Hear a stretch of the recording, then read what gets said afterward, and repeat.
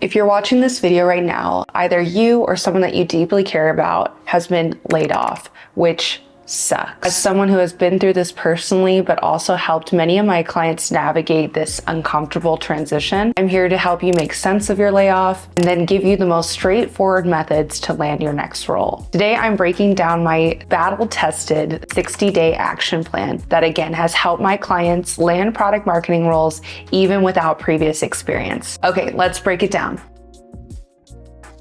Step one is just to process the layoff. Now, I talk about this in a previous video. I would be remiss not to repeat it here because it is an important aspect of this period of time. Before diving into job hunting, let's talk about something that often happens and gets overlooked, which is the processing of what just happened. A layoff can trigger emotions similar to grief, shock, anger, sadness, even relief if you were in a toxic environment. And these feelings are completely normal, and acknowledging them is your first step towards moving forward. So give yourself permission to feel these emotions, but try not to dwell on them. And consider the following. Consider taking a few days just to decompress, talking to a trusted friend or even a counselor if you have one, journaling about your experience and your feelings if you're in the habit of doing that, and then practicing some kind of self-care routine that works for you. A quick tip of mine is to create a daily structure right away. Even simple routines like working blocks or taking a walk can really provide stability during this transition. I know it can be tempting to stay up all hours of the night watching Netflix and then sleeping into God knows when. And I know that I did this, but it's going to hurt you in the long run. So believe me, create some kind of structure to really help you get that stability back into your life. Now remember, how you handle this moment doesn't define you, but it can refine you. So let's move on to more practical steps now. So again, I'm going to breeze through this section because I did talk about this at length in my previous video, but let's talk about the most immediate practical concerns. So of course, you should review your severance package details and get in contact with HR to figure out the process of getting your severance if you haven't already been given that information. File for unemployment benefits immediately, don't delay on this, and create a temporary budget assuming a 3 to 6 month gap in your employment. Also, you can identify expenses that you might have to reduce during your job search and being unemployed. You should also take a minute to ensure that you have the proper healthcare coverage and look into your options. Now, I think an important aspect around this time that can be overlooked, and I certainly overlooked this personally, is tying up any professional loose ends. And what I mean by that is request reference letters from those supportive managers or colleagues. So you probably have a group of folks that you really collaborated with on a day-to-day that were positive and you had a good working relationship with them. Reach out to them and get their personal information, their email, maybe their LinkedIn. Transfer important contacts like those folks to your personal devices and save examples of your work, but being careful not to save anything with confidential information. This one is huge, and I can't tell you how much I wish I had done this. And I had so many non-confidential information like decks, sales presentations that would have made my portfolio so much stronger when I was interviewing. Please don't be me, and remember this tip that should you ever find yourself in this uncomfortable position, just make sure that you're downloading proactively some of the work that you've done, especially if you've done go-to-market launches, for example. And lastly, update your LinkedIn profile. So speaking of LinkedIn, let's talk about your job search toolkit. So of course you need to update your job search materials. Before applying anywhere, just make sure that you refresh your professional materials, starting with a resume refresh. You're going to update your resume with your most recent role and your achievements. You're going to quantify your accomplishments wherever possible, so include those success metrics that you show how your work impacted the business. Customize for your target roles, and we'll talk about this more in a little bit. And having someone review your content just for simple grammatical errors or typos. And with your LinkedIn profile, I want to double down on this because there's a lot of information out there that can be confusing about LinkedIn and what you should do when you're unemployed. So I say update your headline with keywords for your target roles, add the open to work feature so you can make it visible only to recruiters if you'd like to, and write a compelling About Me section that tells your professional story. And then finally, ask for recommendations from former colleagues to really beef up that section of your LinkedIn. And finally, create a scalable cover letter template. So this means creating a flexible template that you can easily customize for each application. So you want to include a compelling opening that connects to the company. So you can talk about, maybe pepper in words from the job description or maybe their mission, highlight relevant achievements that match the job description. Again, anytime you can use the language of the job description within your cover letter is golden when you're talking about your experience. And remember, these materials aren't just formalities. They're marketing tools to help you get your next role. So next section I want to talk about is defining your job search strategy. Random applications rarely lead to a result that you want, right? So I think a lot of you that are currently out in the job market might feel compelled to just apply anywhere and everywhere. But let's get strategic about your job search to give you a more straightforward way to landing a role that really aligns with your values. So first, I would take an inventory of one, your skills, both technical and skills that can be transferable if you're looking to move into a different job, your interests and your values, your salary requirements, and then your location flexibility. Are you willing to do more of a hybrid role if you're coming from a remote role? Are you willing to be in person? These are important things to consider. Now, research your current market. What industries are growing? What skills are in demand? This is a huge part of standing out as a product marketing candidate specifically. And where do your abilities align with the market needs? So what I would think about is just really defining your primary target roles. What are the roles that you're really aspiring to get? Secondary stretch or fallback options, I think, are important. Sometimes it's not a clear path to transitioning, especially from a different role into a new one when you have no experience. So fallback options, I think, are important. And then you want to think about companies of interest and networking connections that you might have at those companies. I encourage you to take time and put a lot of effort and thought into this aspect of your layoff comeback plan, because I am guilty of breezing through this pretty early on in my career. And I do believe that this led to me job hopping probably more than I should have. So just be really intentional about the roles that you're looking for. Do they really align with your experience and your skill set and your values? That's very important. So with the strategy defined, let's activate your most important and powerful resource, your network. So in this next section, I'm going to call this leveraging your network. So the statistics don't lie. 70 to 80% of jobs out there are filled through referrals. So here's how you can do it effectively and authentically. So you're going to start with kind of an announcement strategy. And what I mean by that is you're going to craft a simple, positive announcement about your job search, that you're in the market, include roles that you think align with what you're looking for, and share it specifically with those people that you know can help you. Maybe those friendlies that we talked about at your last company, any mentors that you've had or previous managers that might be able to help. And then also post it on LinkedIn and then email it to those direct contacts if you have them. Next, you can start with what I like to call, it's kind of corny, but like a reconnection campaign. And that includes making a list of 10 to 15 people to reconnect with that you worked with at previous companies and you had a good relationship with. So you're gonna reach out with personalized messages, not generic requests, asking for advice or information, interviews or coffee dates, not just job leads.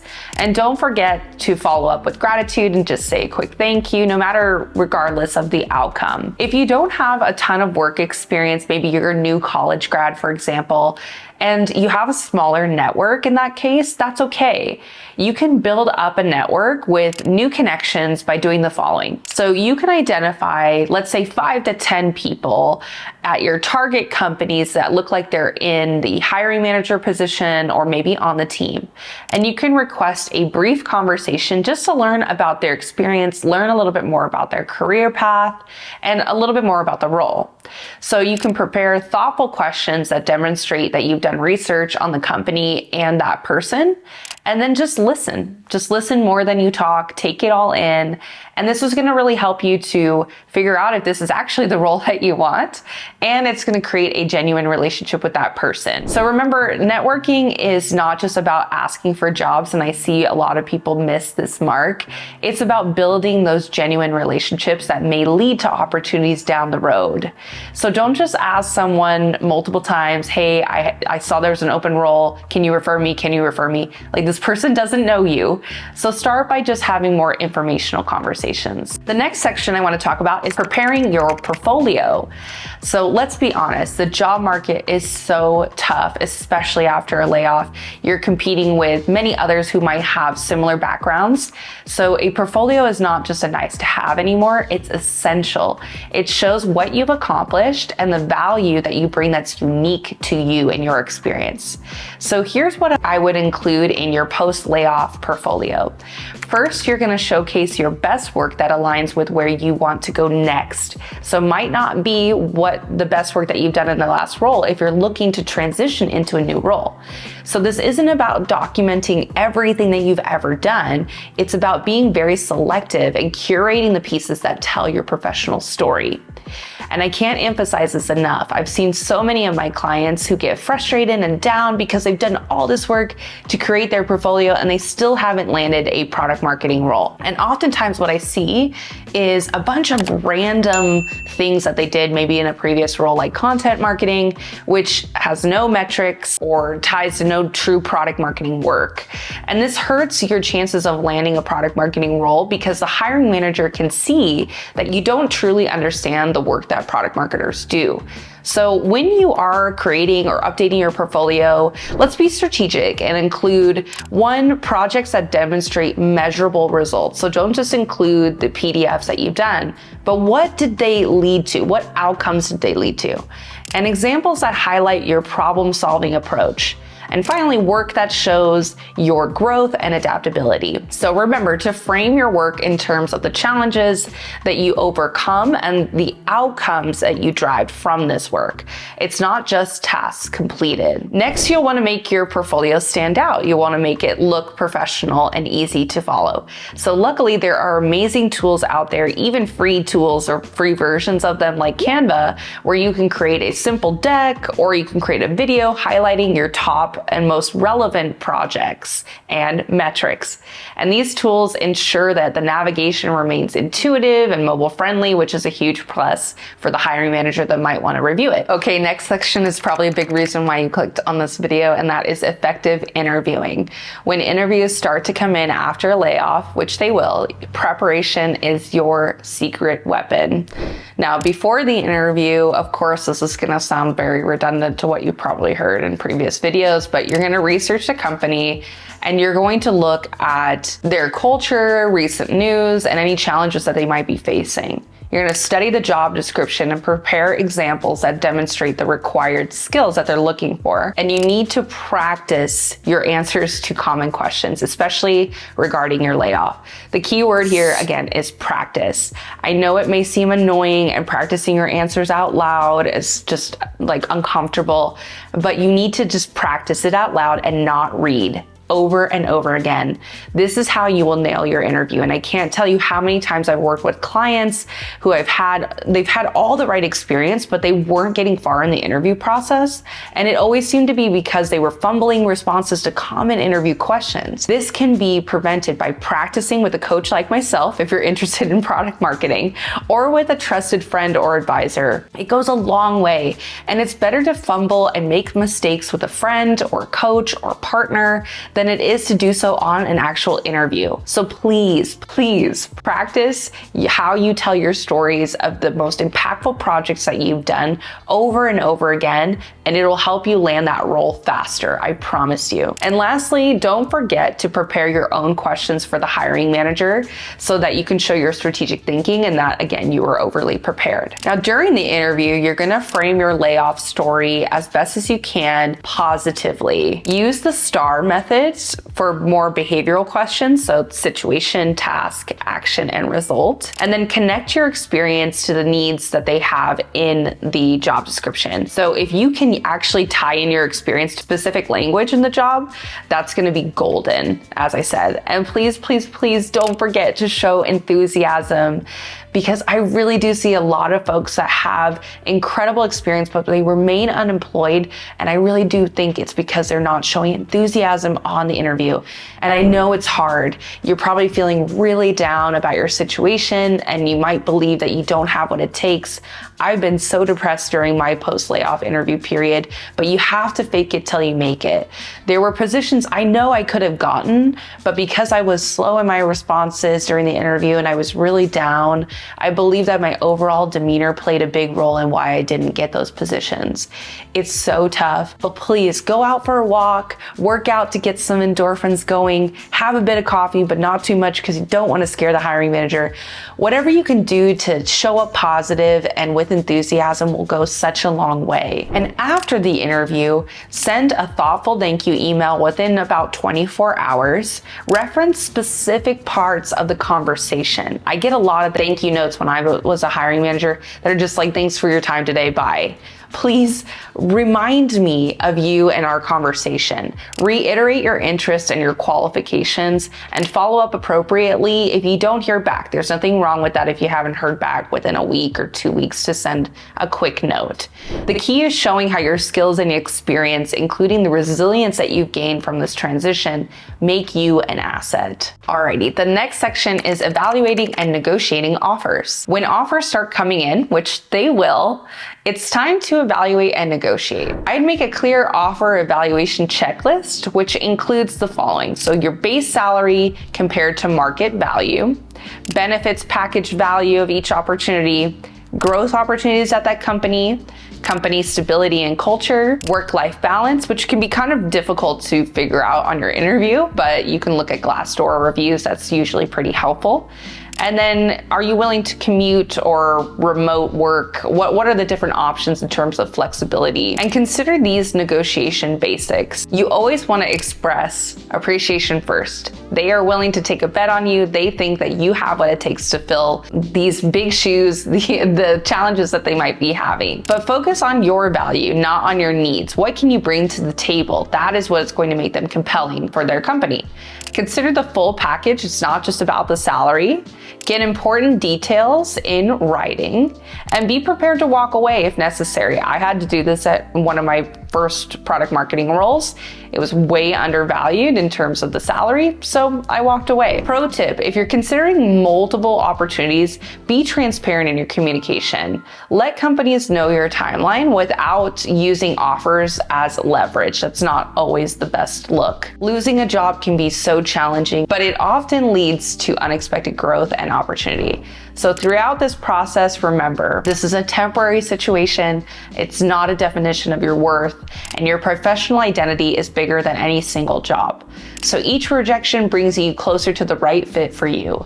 And the resilience that you're building now is a valuable skill in and of itself. So I'd love to hear your thoughts and questions in the comments below. If you found this helpful, please share it with anyone who might need it.